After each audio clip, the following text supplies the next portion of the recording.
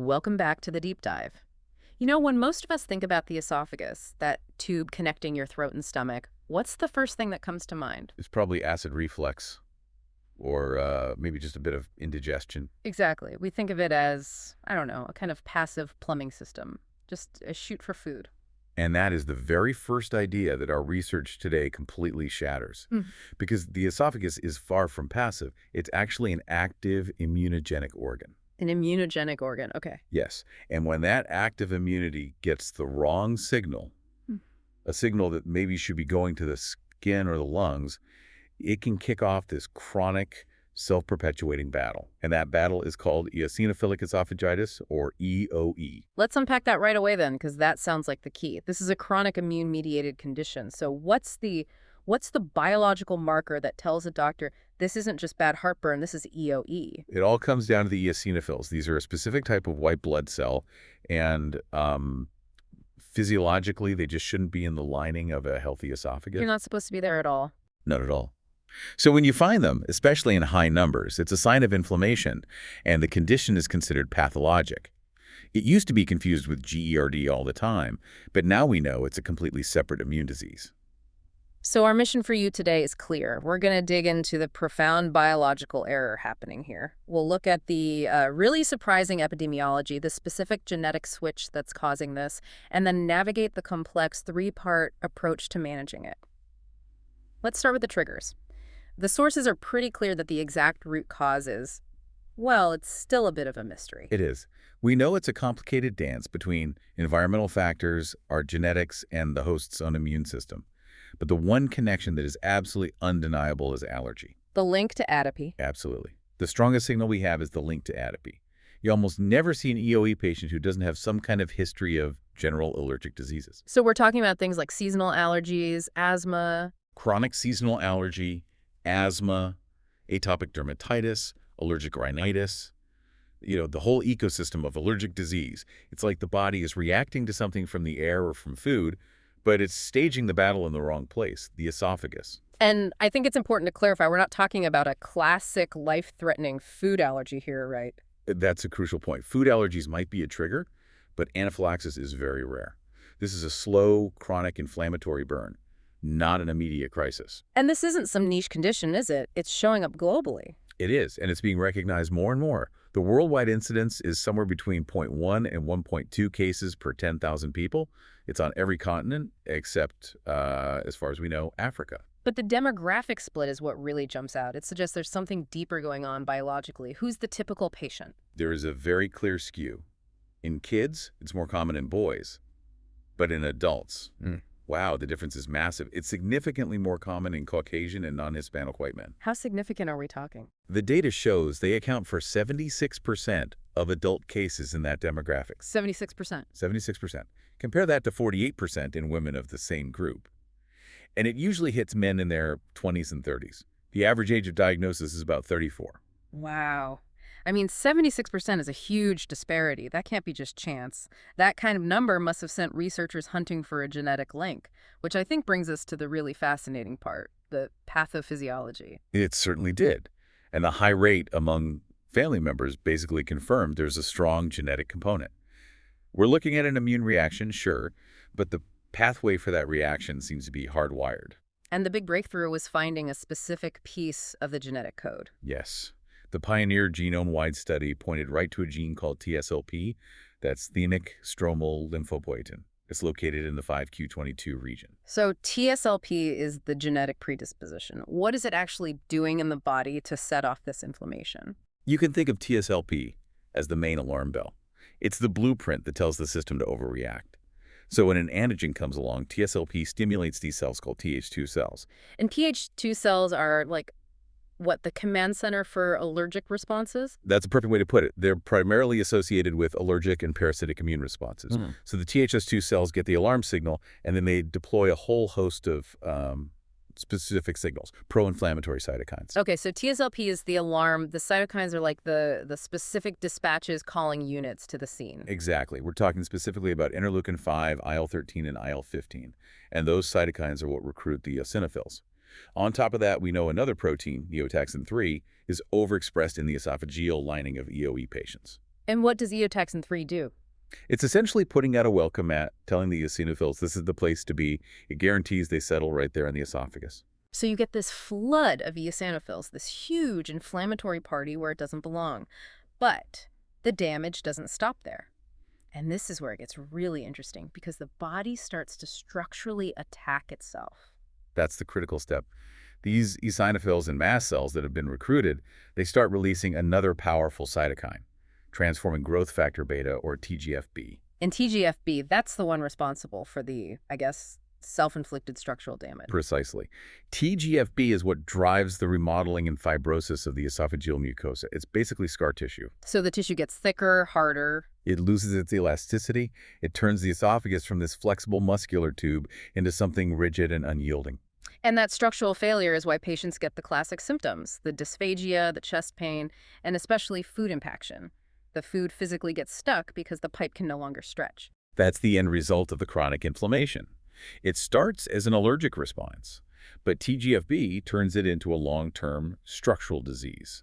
And what's really surprising is that repeated exposure isn't always necessary. Sometimes a single exposure to an antigen can be enough to kick off that whole recruitment process. That structural failure makes diagnosis a real challenge, right? Especially because, like we said, the symptoms can look so much like just severe, stubborn acid reflux. How do doctors even start to untangle that? They start with a clinical presentation. In adults, the #1 complaint is usually dysphagia, so difficulty swallowing solid food. The most common thing that actually lands someone in the ER is food impaction. But they also have heartburn and chest pain, which just muddies the waters. Exactly. It forces you to consider both GERD and EOE. And in children, it's even more vague: nausea, vomiting, abdominal pain, food intolerance. But if you have a patient with dysphagia or impaction, and they have a known history of atopy, asthma, eczema, allergies, that's the huge red flag. That's when EOE should jump to the top of the list. Right. And to actually make the diagnosis, you need what we call the diagnostic triad: positive findings from the clinical exam, the endoscopic exam, and finally, the biopsy, the histopathology. Okay, I want to pause on the endoscopy decision because this seems a bit counterintuitive. You're saying even if you strongly suspect EOE based on the symptoms and the allergy history, you still have to, try a GERD drug first? You do. It's a required gatekeeping step. You have to rule out GERD, or what's called PPI-responsive EOE, first. So an endoscopy is mandatory in two situations. First, for patients with that classic triad of impaction, dysphagia, and atopy. And the second? Patients with presumed GERD who just don't respond to an optimal dose of a PPI that's 20 to 40 milligrams twice a day for a full 8 to 12 weeks. If suppressing acid doesn't fix it, then you know the problem is immune-mediated. Okay, so once you decide to scope, where do the biopsies need to come from? It's a very strict protocol. You have to take samples from the proximal, mid, and distal esophagus to catch the inflammation, which can be patchy. But you also have to biopsy the antrum and duodenum Why they're there? to rule out other causes of eosinophilia that might affect the rest of the GI tract. And when the endoscopist is looking inside the esophagus, what are the visual cues that jump out? There are a few memorable signs of that chronic inflammation we talked about. You might see a corrugated mucosa, longitudinal furrows, or fixed esophageal rings. The sources call this trachealization. Because the esophagus starts to look like the trachea. Exactly. You can also see whitish plaques. But the description that really sticks with you is mucosal friability. The tissue gets the appearance of crepe paper. Wow, so it's that fragile. It is. It can tear very easily. But here's the most important takeaway for any clinician. Some patients with confirmed EOE can have a completely normal-looking esophagus on endoscopy. You cannot rely on visuals alone. Which brings us to the final hard number. What is the pathological threshold that confirms it's EOE? The diagnosis requires finding 15 or more eosinophils per high-power field. That's the line in the sand. Other signs, like basal cell hyperplasia, just help confirm the structural changes from that inflammation. 15 eosinophils per high power field. That's the magic number. So once you have that confirmation, the goal is pretty straightforward. Get that eosinophil count down and reduce the inflammation. But the strategy is anything but simple. It's a three-pronged attack. You have dietary treatments, pharmacological treatments, and endoscopic treatments. Let's start with diet, which makes sense given the allergy connection. Right. If there isn't one specific food allergen that's already been identified, the first step is off of the 6-food elimination diet, or SFAD. And the 6 foods that get kicked off the menu are? The big ones: cow's milk, wheat, peanut and tree nuts, egg, soy, and all seafood and shellfish. There's an alternative, the elemental diet, which, well, it sounds clinically better, but maybe practically impossible. It's tough. I mean, it's an amino acid-based diet, so it removes every possible antigen. And research does show it's more effective than the SFAD, but compliance is a huge problem. You're just drinking a formula, right? That's it. It's pure nutrition in liquid form. And patients, especially kids, sometimes need a gastrostomy tube just to get enough calories. It's incredibly socially isolating. Adherence is a major, major hurdle. And for either diet, you can't just rely on the patient saying they feel better, can you? Absolutely not. Success has to be measured by two things: symptom control and a repeat endoscopy with a biopsy. You have to prove pathologically that the eosinophil count has gone down. If you skip that, you could be missing silent inflammation that's still causing fibrosis. Okay, let's talk pharmacology. We mentioned the PPI trial as a diagnostic step. What happens after that fails and you know it's immune-mediated EoE? Right. That PPI trial is the branching point. If symptoms in eosinophils persist, the ACG recommends topical steroids. And topical here means swallowed, not inhaled like for asthma. Exactly. Fluticasone or budesonide. They're aerosolized and then swallowed, so the medicine coats the inflamed esophageal tissue directly. The standard course is 8 weeks. Systemic steroids like prednisone are really a last resort if the topical therapy fails. And finally, the endoscopic management. When do you need to physically intervene to fix the structural damage?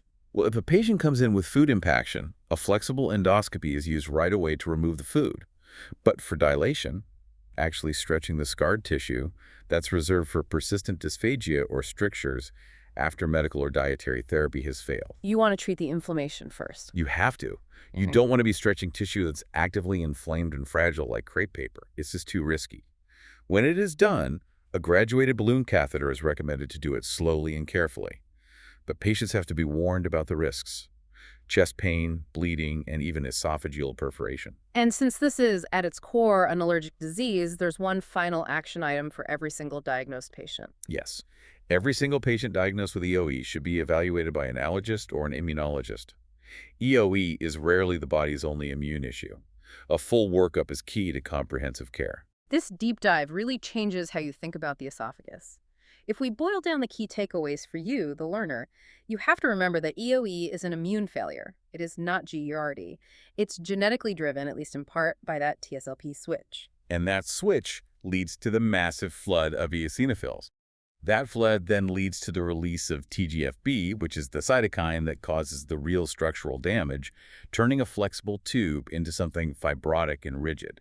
Diagnosis isn't simple. It needs that strict protocol, the multi-site biopsies, and that magic number of 15 or more eosinophils per high-power field, and managing it is a chronic battle. It is. It requires anti-inflammatory medicine and really rigorous dietary control, all confirmed by repeat biopsies. It's a true chronic disease. And this brings us to a really profound final thought, circling back to that fibrosis. The fact that the body's own immune response releasing TGF-B is what causes permanent structural remodeling in an organ. That's a truly self-perpetuating cycle. It raises a fascinating question for you to think about. If the body's own attempt to fight an antigen is what permanently damages the structure of an organ, should we think of EoE less as a simple allergy and more as a chronic inflammatory structural disease? It makes you wonder, what other conditions that we study rely on that exact same immune to structural damage pathway as the main driver of long-term problems? Something to mull over until our next deep dive. We'll see you then.